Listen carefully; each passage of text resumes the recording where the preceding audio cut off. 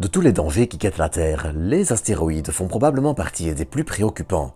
Il suffit de voir le nombre d'objets qui nous frôlent chaque année pour comprendre qu'il en existe plein d'inconnus et que nous ne sommes jamais vraiment à l'abri. Mais seulement voilà, au-delà du sensationnalisme de ces frôlements qui n'en sont pas et se font parfois plusieurs fois la distance Terre-Lune, quel est le réel risque qu'un impact majeur se produise? Que faudrait-il réellement pour faire disparaître toute vie de la Terre? Quelles sont les solutions à notre portée et les dangers à surveiller? Pour cette vidéo, je vous propose de se pencher sur le sujet et de faire un point sur la situation sans pour autant dramatiser ou minimiser les risques. Pour ça, je vous retrouve juste après vous avoir invité à vous abonner et juste après le générique pour une nouvelle dose d'espace.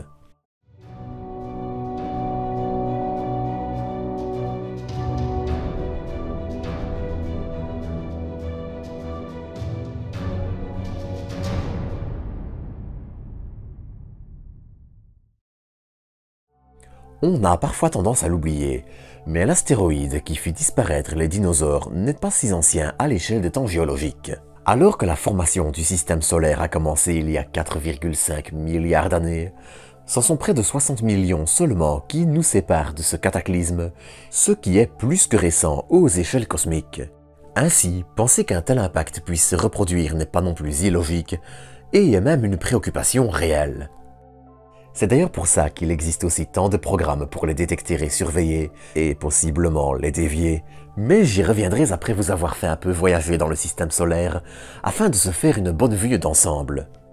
Mais avant ça, je tenais à ouvrir une minuscule parenthèse d'une petite phrase, pour éclaircir un terme que j'utiliserai tout au long de l'épisode, les unités astronomiques.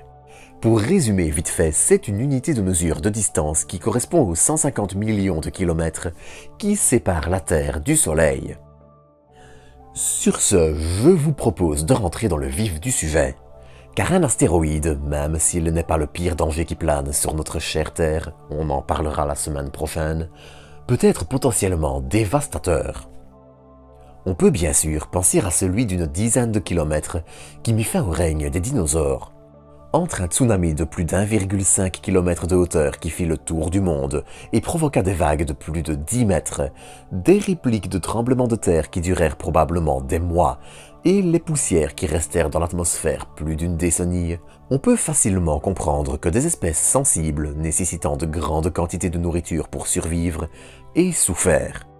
Mais seulement voilà, aussi vrai qu'il a été dévastateur, cet impact n'a pas non plus éradiqué la vie sur Terre. Nos ancêtres mammifères ont survécu, et plein d'autres petites bestioles comme les théropodes aussi.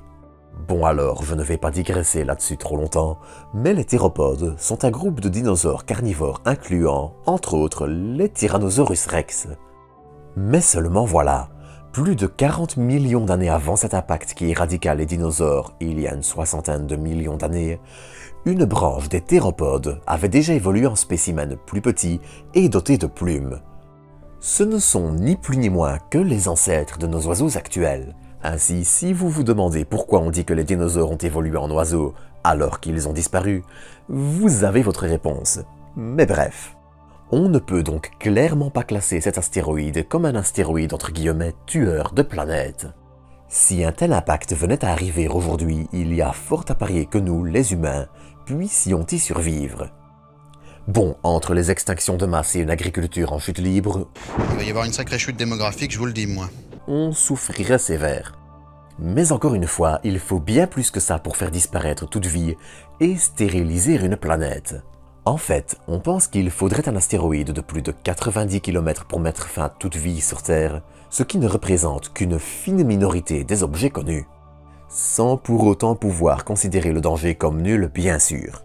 Car entre le nuage d'Oort, situé à 63 200 unités astronomiques, soit une année-lumière, la ceinture de Kuiper qui s'étend entre 30 et 50, et la ceinture d'astéroïdes entre Mars et Jupiter à 2 unités astronomiques, notre système solaire est un véritable terrain miné d'astéroïdes.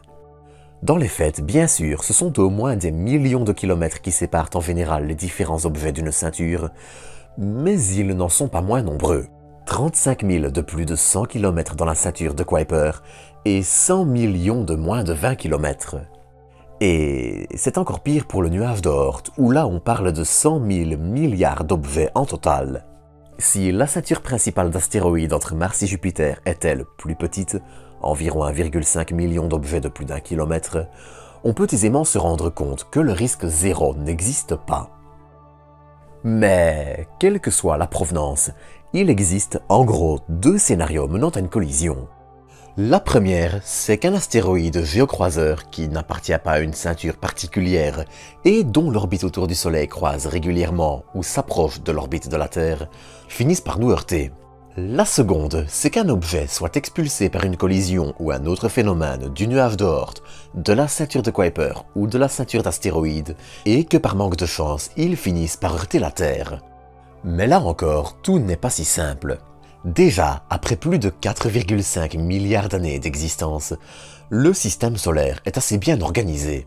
Les différentes planètes ont fait le ménage dans leurs orbites en finissant par catapulter les astéroïdes sur d'autres trajectoires ou en entrant en collision avec eux. Ainsi, à part dans les ceintures d'astéroïdes et le fameux nuage d'Oort, le système solaire est, et c'est un peu faux de le dire car la tâche n'est pas finie et que ça reste un joyeux bazar, relativement organisé. Les objets les plus majeurs des ceintures d'astéroïdes sont ainsi sur des orbites relativement stables, les planètes ne migrent plus et n'entraînent plus de perturbations majeures, car les gazeuses se sont en effet probablement formées plus près du Soleil, mais c'est un autre sujet, et des objets comme Jupiter et Saturne, même Uranus et Neptune, aident à stabiliser tout ça. Mais elles peuvent aussi faire l'inverse. Alors que des collisions d'astéroïdes peuvent en théorie en catapulter certains vers la Terre, ce sont les planètes qui sont peut-être aussi un danger. Bien que ce ne soit pas facile à affirmer, on pense en effet que l'astéroïde qui tua les dinosaures venait de la ceinture principale entre Mars et Jupiter, plus précisément sa partie externe, et qu'il aurait été catapulté par nos voisines vers la Terre. Si le phénomène est rare, Jupiter agissant même souvent comme un bouclier avec beaucoup d'objets, ce serait en moyenne un objet similaire tous les 250 millions d'années qui serait catapulté.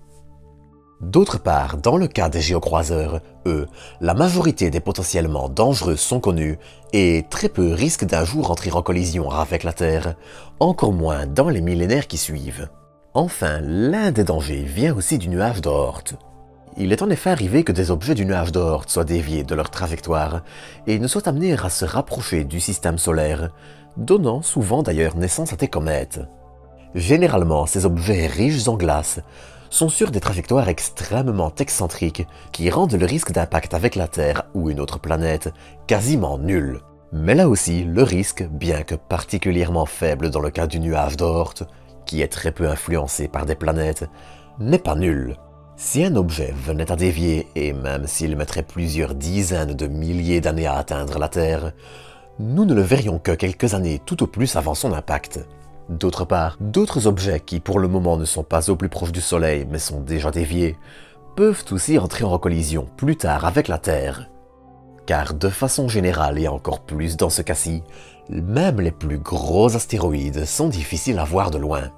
Leur distance les fait réfléchir très peu de lumière, et on ne découvre en général les objets du nuage d'Oort que quelques mois à quelques années avant leur passage au plus près du Soleil. Si la majorité d'entre eux sont en dessous de la taille de l'astéroïde des dinosaures, on ne peut pas non plus exclure qu'un risque persiste.